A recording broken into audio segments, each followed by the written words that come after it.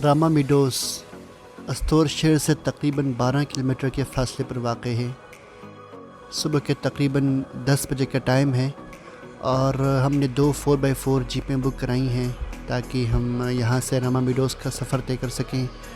Guest house को अल्लाह हाफ़िज़ कह के हम सब गाड़ियों में सवार होने वाले हैं।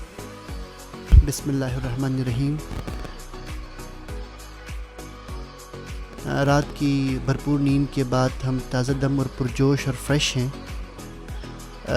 आप देख सकते हैं ये सड़क वैसी ही है कि जैसे अमूमन पहाड़ी इलाक़ों में हम देख सकते हैं। पथरीली है, काफ़ी नाहमवार सी है। अभी तो इब्तिदाई रास्ता है तो कच्चा सा और कंकरों से भरपूर है। पानी बह रहा है रोड के ऊपर और रोड की हालत अभी तो मुझे फ़िलहाल काफ़ी खस्ता लग रही है। देखें आगे आगे रोड किस तरह का होगा। इस मुख्तसर और तंग रोड के अतराफ़ में हमें जा बजा मकानात और सफ़ेदों के दरख्त नज़र आ रहे हैं। तकरीबन हर 10 कदम के बाद कोई ना कोई गेस्ट हाउस, कोई ना कोई मोटेल, कोई रेस्ट हाउस हमें नज़र आ रहा है जिसकी इमारत काफ़ी पुख्ता है। दरवाज़े हमेशा खुले होते हैं। सयाहों की आमद का इंतज़ार हो रहा है और यही पीक सीज़न है। जुलाई, अगस्त, सितंबर शायद ना हो, जून, जुलाई, अगस्त ये 3 महीने यहाँ के लिए सबसे बेहतरीन है अगर आप आना चाहें अस्तोर रामा मीडोज़ के साइड पर। ये मोड़ इतना तंग था, आप देख सकते हैं गाड़ी को हमें रिवर्स करना पड़ रहा है ताकि वापस ट्रैक पर ला सकें। रामा मीडोज़ अस्तोर से तकरीबन 11 किलोमीटर के फ़ासले पर है जहाँ हमने स्टे किया था। गेस्ट हाउस यहाँ से मेरे ख़्याल में 10 किलोमीटर का फ़ासला होगा। हमें उस्ताद हबीब जो इस वक्त गाड़ी ड्राइव कर रहे हैं वो बता रहे हैं। ये रास्ता इतना तवील तो नहीं है 12 किलोमीटर, मगर दुश्वार गुज़ार और पुरख़तर होने की बिना पर यह तकरीबन 1 घंटे का टाइम आपसे लेता है। अभी हमारा सफ़र आबादी के दरमियान से है, चनांचे मनाज़र काफ़ी हद तक यकसा और जाने पहचाने महसूस हो रहे हैं। पहाड़ देख सकते हैं, हिमालय की ये पहाड़ पाकिस्तान, इंडिया और चाइना, बांग्लादेश इन तमाम कंट्रीज़ में फैला हुआ है और ये हम यहाँ से नज़ारा कर सकते हैं। पूरे अस्तोर सिटी हमारे सामने इस वक्त नज़र आ रहा है गालिबन।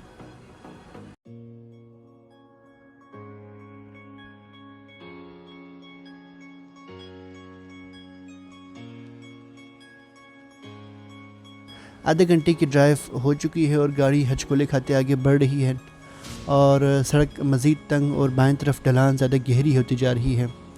यहाँ पर कुछ टर्न, कुछ मोड़ ऐसे हैं कि जो थोड़े से ख़तरनाक कह सकते हैं इसको आप। यहाँ पर अगर आप ड्राइव करें तो आपको काफ़ी एहतियात से ड्राइव करनी होगी। मैं रिकमेंड करता हूँ कि आप अपनी गाड़ी के बजाय अस्तोर सिटी से कोई ना कोई 4x4 वगैरह हायर कर लें, जिस तरह हमने किया था, क्योंकि safety should be the first priority. बाकी रास्ता इतना लंबा नहीं लग रहा लेकिन मुझे रास्ता थोड़ा ख़तरनाक सा लग रहा है। अगर आप पहाड़ी इलाके में ड्राइव करने के आदी नहीं हैं तो फिर आप को गाड़ी रेंट करनी पड़ेगी।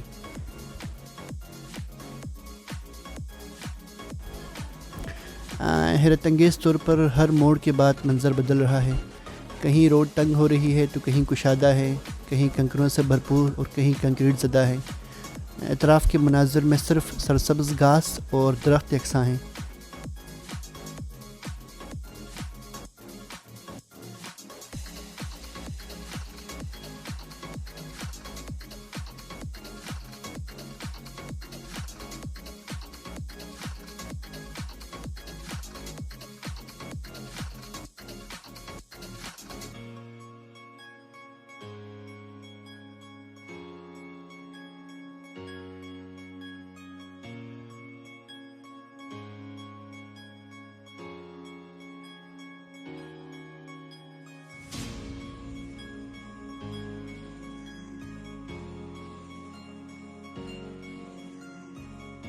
अब सड़क के तरफ में कच्चे कमरे आप देख सकते हैं। मेरे ख़्याल में जो नीचे से माल मवेशी लेके ऊपर आते हैं चरागाह की तरफ तो शायद उनके ठहरने की जगह होंगी या मुमकिन है यहाँ पर आबादी भी हो, क्योंकि रामा के आसपास कुछ गांव और कुछ आबादियाँ अब भी मौजूद हैं।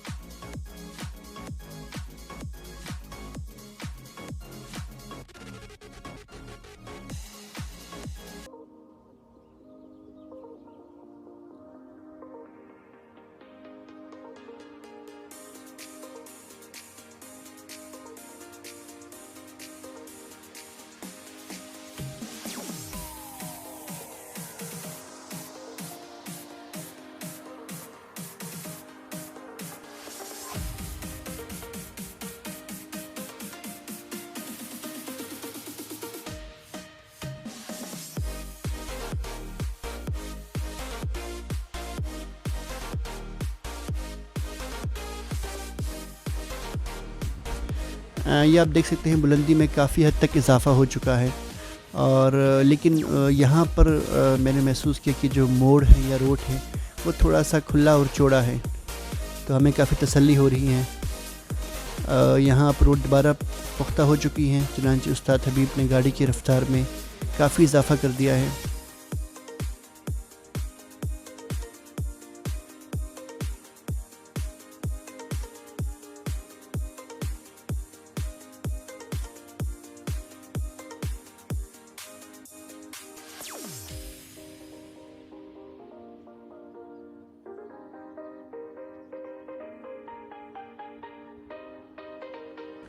उस्ताद हबीब के बारे में थोड़ा सा आपको गाइड कर दूं।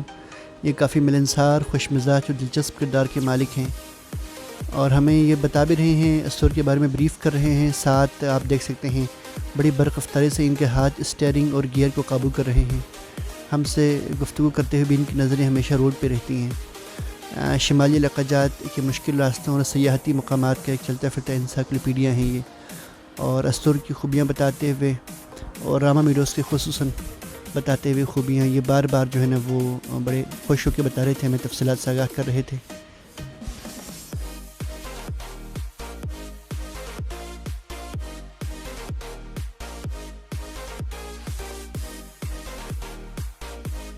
अच्छा, तकरीबन 40 मिनट बाद हम एक हमवार सरसब्ज़ मैदान में दाखिल हो चुके थे। इस मख़सूस मुकाम पर पहुँचते ही उस्ताद हबीब ने गाड़ी रोकी और काफ़ी जज्बाती अंदाज में DVD प्लेयर पर एक गाना चला दिया, जो शायद पाकिस्तानी फ़िल्म बिल्लो माही का गाना है। ये आप स्क्रीन पे देख सकते हैं, जो गाना जो इन्होंने अभी इस वक्त प्ले किया है, जो इसके क़ुर्ब जवार में शूट हुई है, इसी इलाके में जहाँ से हम इस टाइम गुज़र रहे हैं। उस्ताद हबीब ने बाकायदा इशारा करते हुए यकीनी अंदाज में हमें वो सड़क दिखा रहे हैं जहाँ उस्मान खालिद भट्ट ने गाते हुए साइकिल चला दी थी, और सब्ज़ार जहाँ एनी जाफ़री ने अपनी अदाओं से हीरो के गाने का जवाब दिया था। गाना काफ़ी मज़े का है, लेकिन मैंने फ़िलहाल इसको म्यूट किया है क्योंकि कॉपीराइट की वजह से। बाकी आप खुद सर्च कर सकते हैं, बड़ी खूबसूरत जगह है।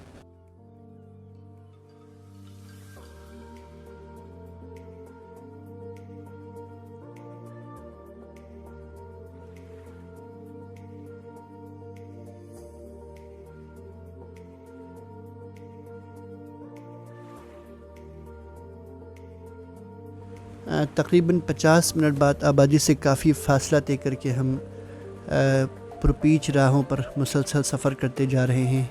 और यहाँ पर ट्विस्ट एंड टर्न काफ़ी ज़्यादा हैं।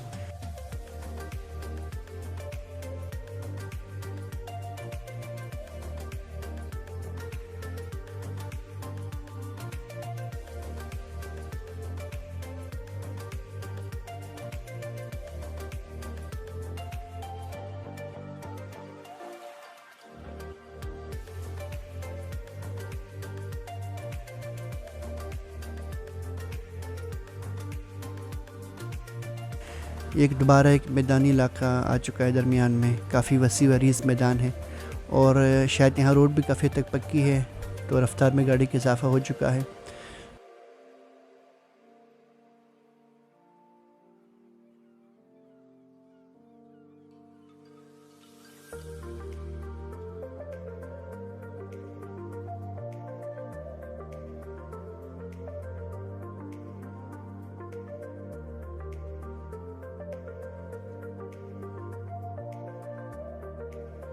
सनोबर के दरख्तों के दरमियान रामा मीडोज़, ये कैंप 1 देख सकते हैं, यहाँ कैंप 1 कहते हैं इसको। ये रामा की जो मेन मीडोज़ है, रामा जो कैंप 2 है उससे पहले आएगा। और यहाँ पर देखिए चंद आवारागर्दों ने खेमे लगा रखे हैं।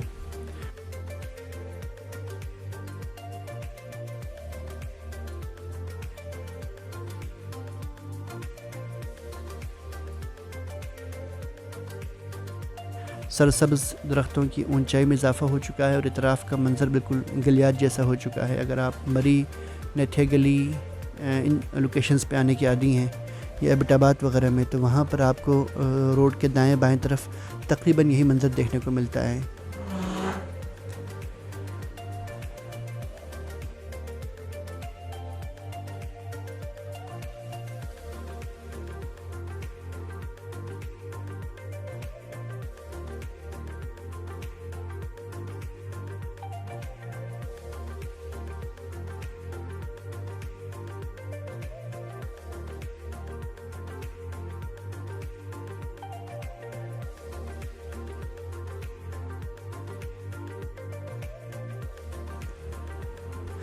रामा मिडोस से पहले एक खाली पुलिस चेक पोस्ट, एक पीडब्ल्यूडी रेस्ट हाउस और पीटीडीसी मोटेल ने हमारी ढारस बंधा दी थी कि गोया मंजिल करीब आ चुकी है।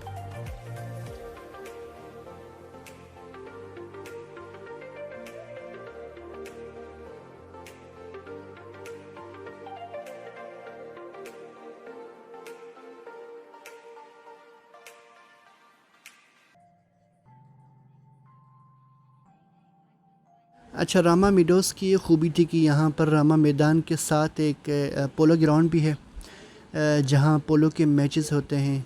फ़िलहाल तो ये सुनसान पड़ा हुआ है, मगर जब पोलो के मैचेस होंगे तो सारा गिलगित और अस्तोर बल्तिस्तान की टीमें यहाँ पर उमड़ आती हैं।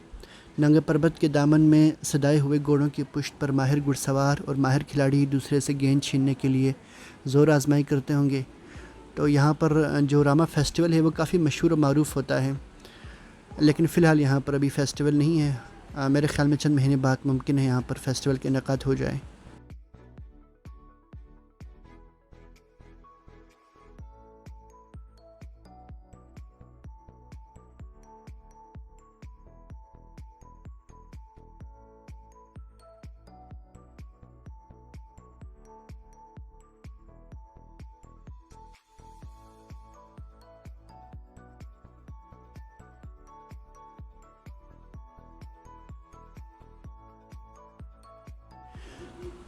रामा के गुंजान जंगल से गुज़रते हुए हमारी नज़र अचानक दरख्तों के दरमियान खड़ी शर्माती हुई सुजुकी मेहरान पर पड़ी और हमारे अंदर के पिंडी बॉय जाग उठा।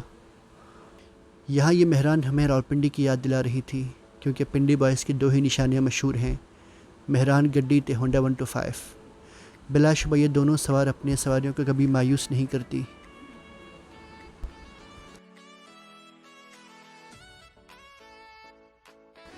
रामा मिडोस कैंप 2 का आगाज़ हो चुका है। ये आप सामने देख लें, यहाँ पर अब बिल्डिंग्स भी बन चुकी हैं। शायद रामा लेक व्यू होटल के नाम से एक बिल्डिंग बनी है। कमरे लेकिन काफ़ी छोटे थे, तो हमने यहाँ पर ठहरने की बजाय आगे बढ़ने को तरजीह दी है। हमारा प्रोग्राम है कि आज यहाँ पर कोई अच्छा सा टेंट देखकर यहाँ पर क़याम पज़ीर होंगे। यहाँ से आगे देख लें, मंज़र बहुत ही खूबसूरत है।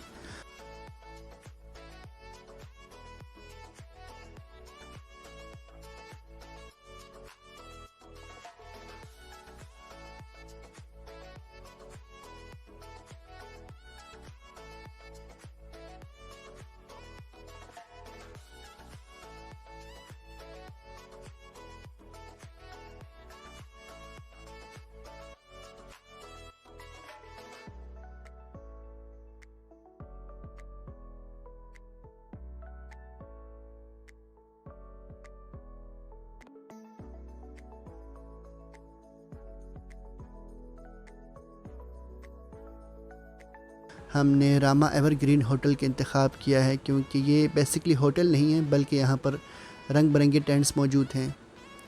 हमारा प्रोग्राम आज की रात इसी बड़े कैंप में ठहरने का है, जहाँ पर तकरीबन हम 10 लोगों ने स्टे करना था। ये सामने आप इनका किचन और टक शॉप देख सकते हैं।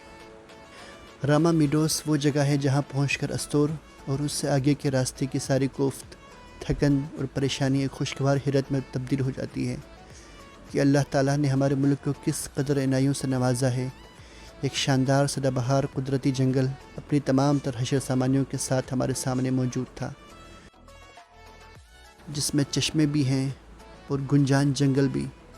कुदरत के सारे रंग यहाँ आँख मचोली करते नज़र आते हैं। गर्मियों में यहाँ अस्तोर, गिलगित, चिलास, बल्तिस्तान और दीगर मुल्क के इलाक़ों से लोग बड़ी तादाद में आकर कैंपिंग करते हैं। रामा मिडोस की 10,000 फुट की बुलंदी से हम इस वक्त 26,000 फुट बुलंद नंगा पर्वत का नज़ारा कर रहे हैं। पहाड़ों का इश्क एक लाइलाज बीमारी है, एक ऐसी बीमारी जो सिर्फ़ मौत पर ही ख़त्म होती है, इसके इंतहा तक पहुँचती है और रास्ते की रुकावटों को मुस्कुरा कर बर्दाश्त करने का हुनर सिखाती है।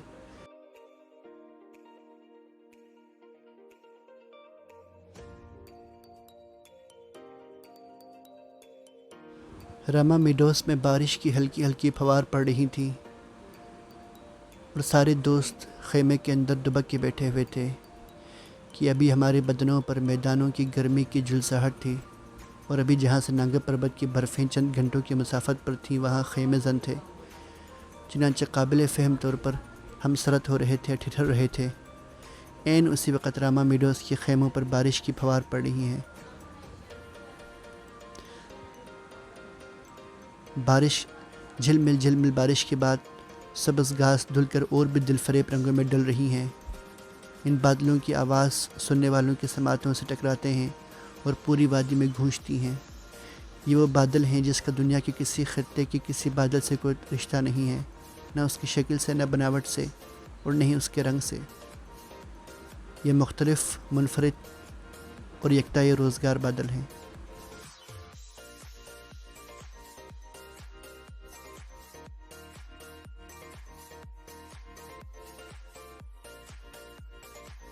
रामा मीडोस में बारिश के बाद हमने चंद घंटे क्रिकेट खेली। क्रिकेट बिल्कुल लाइफ की तरह होती है, इसके अप्स एंड डाउन।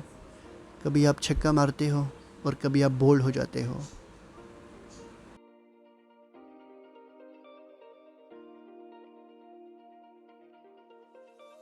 आपके सामने खुला सरसब्ज़ व शादाब हमवार मैदान हो, जिसमें नालियों की सूरत में दूधिया बर्फीला पानी बह रहा हो। पानी के किनारे भेड़, बकरियां, माल, मवेशी और घोड़े चल रहे हों। मैदान के इर्द गिर्द चीड़, देवदार और कील के ऊंचे ऊंचे दरख्त हों। मैदान के पीछे एक ढलवान पर शादाब जंगल अपनी खूबसूरती से आपको मशहूर कर रहा हो। जंगल से चोंगड़ा की बर्फ़पोश चोटी, उसके साथ मुंसलिक नांगा पर्वत, नीले आसमान पर बादलों की तैरती टुकड़ियाँ। यहाँ अगर चाँद की 14वीं रात को आसमान साफ़ हो तो चांदनी में नहाए हुए रामा मीडोस में गुजारी हुई रात आपकी ज़िंदगी की सबसे हसीन रात साबित होगी।